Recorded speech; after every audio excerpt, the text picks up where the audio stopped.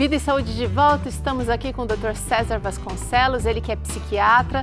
Também convidamos hoje para fazer parte desse programa o teólogo e também psicólogo Alisson Brasil, para falar sobre sensibilidade e transtornos na infância. Quando é de fato, quando a gente está exagerando com os nossos achismos, né, e com os nossos alarmes, porque a gente vê muita coisa e a gente é sugestionado o tempo inteiro. Esse programa é importante para você ponderar, buscar ajuda quando necessário, mas também, olha, viver a vida um pouco mais leve. A gente tem um fardo muito grande como pais hoje em dia, Dr. César. É, verdade. Eu acho que tem que pegar um pouco mais leve, aproveitar um pouco mais a beleza das crianças, né, no sentido da espontaneidade, das fantasias que as crianças criam, uma coisa tão linda assim, né? E não ficar tão... qualquer coisinha que manifeste o comportamento da criança querer...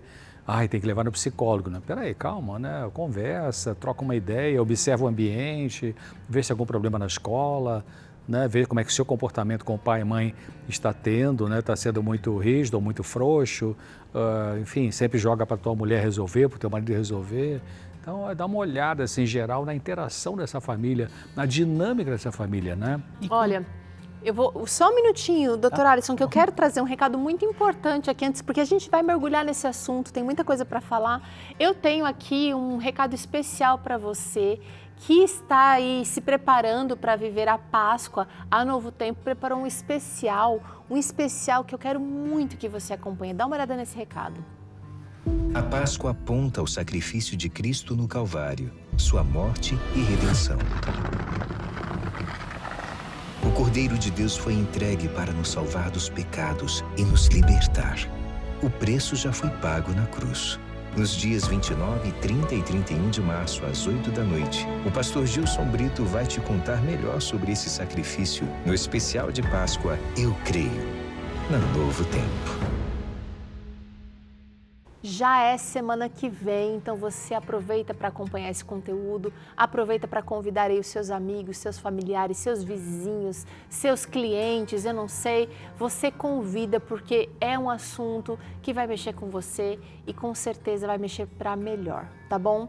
Agora sim, doutor Alisson, conta pra gente, você estava falando dentro do contexto aqui do Dr. César, trazendo sobre os nossos exageros, Sim. Os nossos medos como pais, né? A gente quer acertar. Sim, eu ia colocar também que às vezes o pai precisa lidar de uma maneira leve com os próprios erros, né? Você sabe que o erro e compreender que o erro ele faz parte do processo de crescimento, como a questão da escrita, por exemplo. O filho, todos nós passamos por isso, né? Você está aprendendo a escrever, de repente, uma palavrinha, aí sai errado, aí você apaga com a borracha. Tem alguns pais que precisam de caligrafia para melhorar o tamanho das letras. Então, o erro, ele faz parte do processo de desenvolvimento. Eu estou falando da escrita, mas tem outros aspectos também, né? A fala, comportamentos, enfim, né? Ser um pouquinho mais leve também.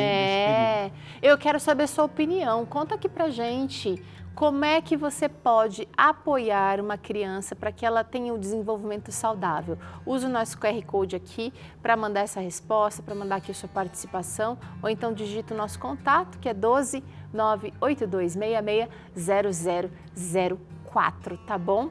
Eu quero trazer nesse momento, gente, duas citações do livro Orientação da Criança, que vão mexer com você. Presta atenção, ó.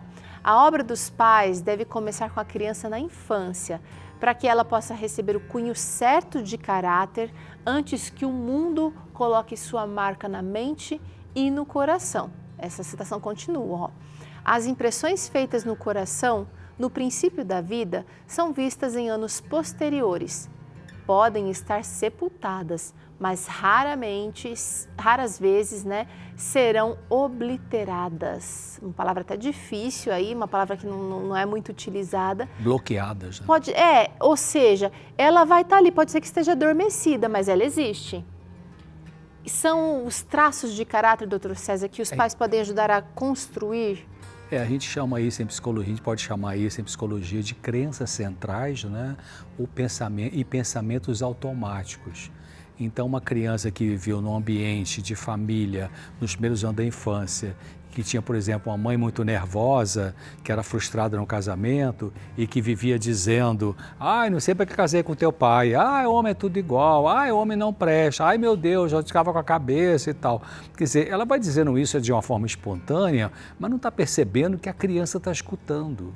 Então, vai construindo essas frases do pai e da mãe, vai construindo uma forma de pensar nessa criança.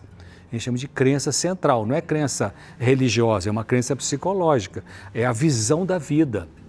A criança vai, então, começando a olhar a vida, olhar a existência, a partir disso que ela vai aprendendo, que ela vai ouvindo. E se essa crença que vai sendo construída na cabeça da criança é falsa, não é verdadeira, ela vai sofrer, porque... Qual é a verdade? Se eu usar esse exemplo que eu estou dando, né, de uma mãe frustrada com o marido e que vive dizendo, por que eu casei com esse cara? Então, se a criança nutre uma menina num ambiente assim, cresce com essa crença, como é que pode atrapalhar na vida adulta? Ela vai achar que todo homem é uma porcaria, todo homem vai trapacear, todo homem vai fazer sofrer, quando a verdade é o quê? A verdade não é isso que foi dito, não é isso que entrou na cabeça, não é essa crença que entrou. A verdade é que alguns homens são realmente maus, complicados, abusadores, mas outros não, né? Então ela vai ter que, na vida adulta, fazer o trabalho na cabeça para desmontar essa crença errada para construir uma nova crença que é saudável, né? A grande dificuldade aí, ou o grande desafio que a gente precisa considerar, é que as crenças que são construídas ali até os 6, 7 anos de idade, Ellen White coloca até os 7 anos o caráter, até os 12 a personalidade. Então, o que a criança ela vai construir nesse período, ela vai repetir para o resto da vida. Então, veja, às vezes, puxa, mas só 5 anos de idade, só durante 5 anos e faz um estrago desse, traumas assim tão intensos? Sim. E muitas vezes a criança ou o adulto, posteriormente, vai precisar de sessões de terapia, anos para compreender o que aconteceu.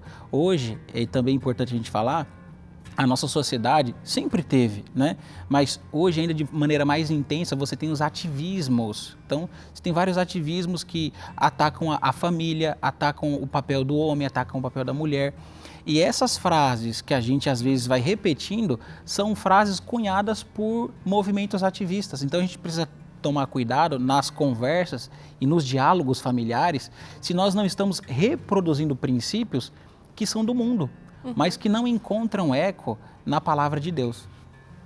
Olha, você como pai, você como mãe, você como cuidador, como professor, como vô, como vó, você pode ajudar as crianças de alguma maneira a lidar com as emoções de maneira saudável. A gente vai trazer aqui alguns pontos para que você se atente e adeque a sua realidade aí.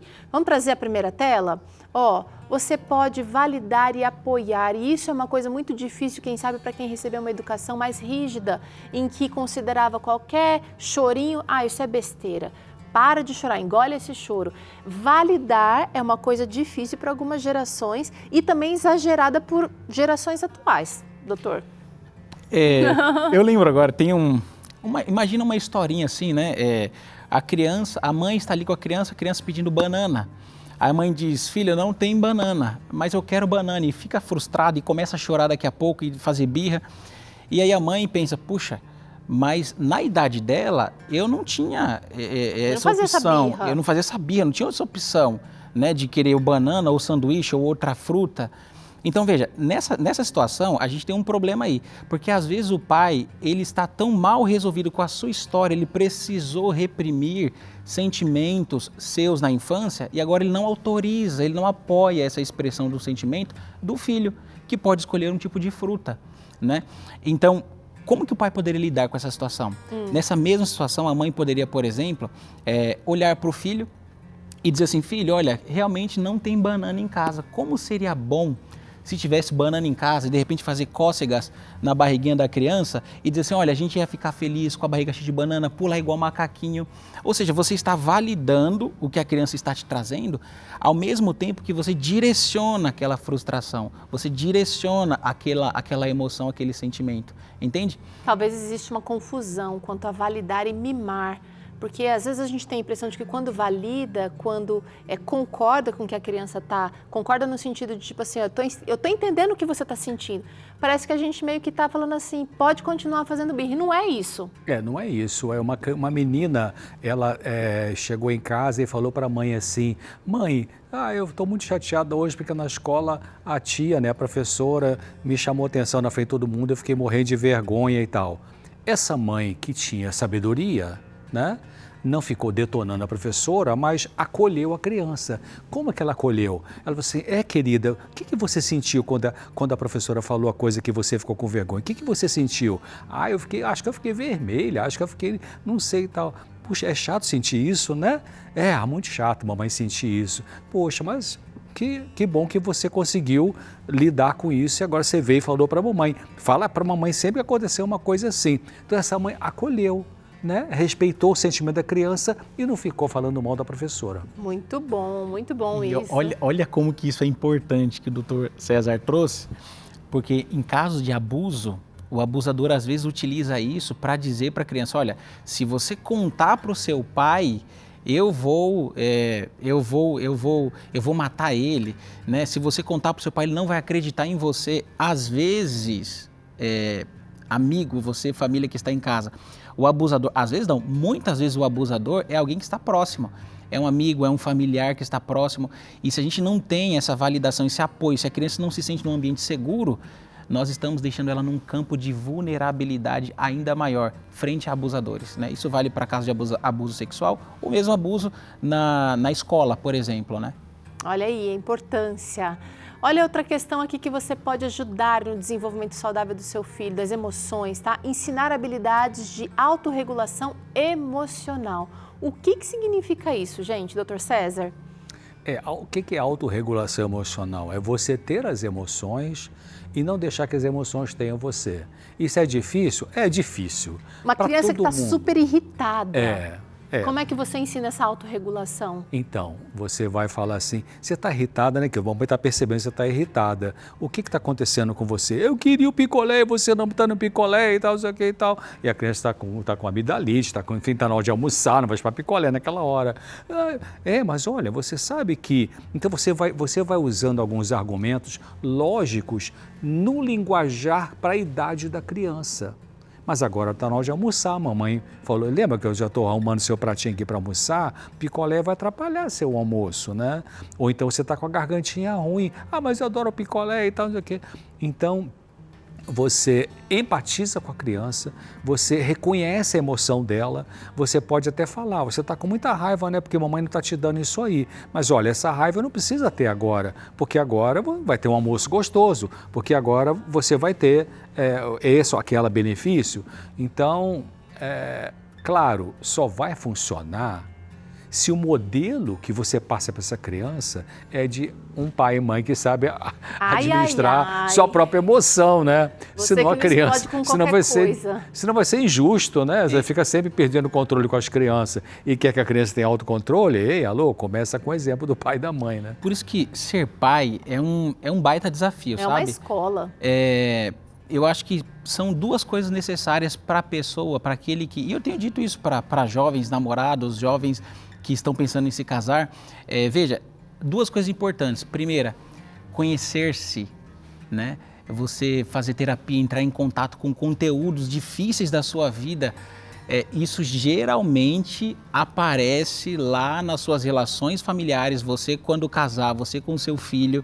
Uma outra coisa, segunda coisa que é super importante, é o acesso à leitura. Você tem bons conteúdos sendo produzidos na internet, né? Então é você entrar em contato com conteúdos que possam te desenvolver habilidades emocionais, sociais, para que você possa lidar ali com as questões que acontecem na sua casa, né? É muito importante também quando a criança está muito nervosa, está com muita raiva e está verbalizando essa raiva, o pai e a mãe também dão um espaçozinho para essa raiva, ou seja, claro, não vai deixar a criança ficar jogando coisa no chão, etc. Mas é importante não ficar tentando resolver essa raiva na marra ali naquela hora. Você tem que parar com essa raiva aí. Não, deixa a criança fala um pouco, eu estou com raiva, estou chateado, coisa ruim e tal, isso aqui. Então você deixa ela falar um pouquinho da raiva e Só isso, só isso. Aí ela sente que ela tem um espaço para falar, e eu estou repetindo, não é que você vai deixar ela jogar coisa no chão ou te socar, não é isso, isso não pode ser permitido. Mas você deixa um pouquinho ela manifestar e geralmente alivia, né? Porque você não vai ficar com a neura, ter que cortar logo isso aí, porque criança, Jesus não gosta de criança que tem raiva, né? Não, pelo amor de Deus, não fala isso, que isso não é verdade, né?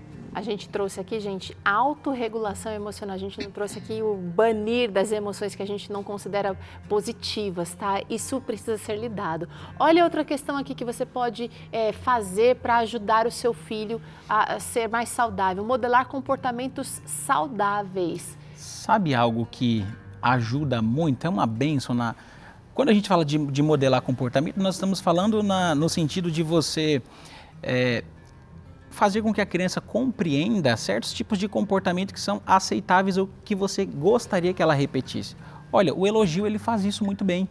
Quando você elogia uma pessoa, primeiro, você dá um feedback positivo para a pessoa. A pessoa ela tem condição de enxergar que aquele comportamento é aceitável. Quando você elogia o filho, você cria um ambiente de segurança também para ele, né? Porque ele sente que, puxa, eu fui observado nesse meu comportamento. Então, o elogio, ele aumenta a probabilidade do comportamento se repetir.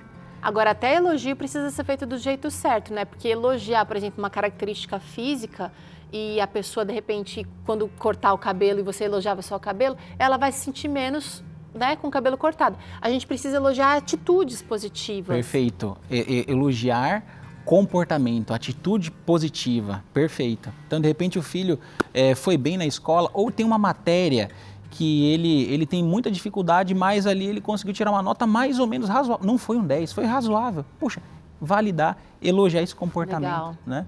Esse esforço. Hoje foi interessante, eu passei pela casa da minha filha de manhã e aí o meu neto mais velho falou assim, vô, eu fui o único aluno da sala que tirou 10 em religião. E ele repetiu, depois eu trouxe ele para aqui, para Novo Tempo, para encontrar com o pai e tal, ele e o irmãozinho, e ele falou umas 2 vezes no carro isso. Aí eu botei a mão no joelho, estava dirigindo, botei a mão no joelho, parabéns, querido, que legal você e tal. Né? Então, eu senti que ele precisava que eu repetisse isso, né? Que foi legal, que bom e tal. Inclusive aqui na hora do almoço, no Novo Tempo, aí minha filha veio, encontrou com ele, né? Com meu genro e tal, com eles, para levar na escola, e eu parei, eu estava almoçando com o outro participando do programa, e aí eu parei na mesa deles e falei assim, olha, sabia que, brincando, né, como se os pais não soubessem, né, o Luca tirou 10 em religião, falei assim, perto do irmãozinho, né, para validar esse sentimento, né, legal para ele. Muito bem, um elogio sincero, tá? Outra questão que você precisa se atentar aí para desenvolver promova a autoestima. Essa é uma coisa que talvez os pais tenham dificuldade com lidar com a própria questão da autoestima e aí não vai saber adubar a autoestima do filho. Autoestima não é algo que a priori a gente consegue simplesmente, não é uma escolha, eu quero ter autoestima. Eu acho que é importante você que está em casa compreender que todos nós temos autoestima. A sua autoestima ela pode ser alta ou a sua autoestima ela pode ser baixa. Então todos nós temos essa autoavaliação que nós fazemos, essa percepção. Eu, de repente, doutor César, vou trazer uma questão tentar ser um pouquinho mais técnico, não tão técnico, e você pode ficar com uma outra segunda parte. A autoestima ela é desenvolvida nos nossos primeiros anos de vida. Então, ali do 0 até os 5 anos, a interação que o pai ele tem com o filho vai fazer com que ela construa o próprio self. A gente chama do self, do eu verdadeiro, né? O próprio self. Então, no ambiente em que a criança ela tem esse self, essa validação, ela consegue, por exemplo, ser, nas suas interações, validada pelo pai, o pai toca, o pai beija, o pai elogia, isso vai corroborar para que essa criança ela desenvolva uma percepção de que é como se psicologicamente ela pensasse, né, inconscientemente, puxa, eu sendo quem eu sou, o meu pai me ama. Então ela vai desenvolver uma percepção de si mesma positiva, né? Então, volto a dizer, essa percepção, às vezes a autoestima ela pode ser desregulada. Tem pessoas que elas têm altíssima autoestima, Então são pessoas que gostam de interromper as pessoas, gostam de falar, ser o centro das atenções, né? Não consegue validar outras coisas que as outras pessoas façam. Tem pessoas que têm uma baixa autoestima baixa. Então elas têm dificuldade de encontrar, de validar comportamentos positivos em si, de se considerar boa naquilo que faz, capaz. se perceber capaz. E às vezes ela vai ter dificuldade, por exemplo, isso acontece muito. Às vezes a pessoa, ela é super inteligente, tirou 10 lá nas aulas do CFC, de condução e tudo mais. Na hora que vai para a prática, ela não consegue, né? Aí faz 1, 2, 3 vezes e diz, mas o que está acontecendo? Se na teoria eu tirei nota 10, agora na prática eu não consigo. Então pode ter uma crença, e às vezes a crença é uma frasezinha. Sabe aquela frase que o pai diz assim, ó, você é muito burro? Essa frase, ela pode ficar ali, e agora o filho está colhendo essa crença que foi produzida na mente dele e ele não sabe de onde vem. Ai, né? ai. Ele não sabe de onde vem. Da infância, desse período, né? Olha só essa interação que chegou aqui pra gente, eu quero trazer na tela, porque você participa aqui do Vida e Saúde contando a sua história, isso... Olha só, ela é anônima, essa interação, ela diz que tem 14 anos e tem dificuldade de se comunicar com a família. Como melhorar isso? A gente falou que talvez isso tenha sido plantado na sua infância, mas ela quer saber o que daqui para frente, o que ela pode fazer? A dificuldade é dela ou é da família? Porque tem pessoas que têm dificuldade de comunicação, tem pessoas que têm dificuldade de expressar o sentimento. Mas tem gente que não se sente seguro para se abrir. Às vezes há uma combinação de fatores, de repente os pais não são tão disponíveis e a criança, o jovem também tem uma dificuldade de comunicação ali. Mas eu diria assim, tenha coragem de falar, né? Escolha aquela pessoa da sua família, pai, mãe, tio, tia, avô, avó, mais próximo, com quem você se sente mais confortável. E ali você começa a entabular uma conversa, mesmo que a princípio não se sinta muito confortável em fazer isso. Mas você tem que fazer esse esforço, sair da inércia, né? Dar o primeiro passo, porque aí você vai ver que vai conseguir falar. Eu acho que tem mais perguntas aí, Teru, do que respostas, tá? Eu tenho dificuldade de falar.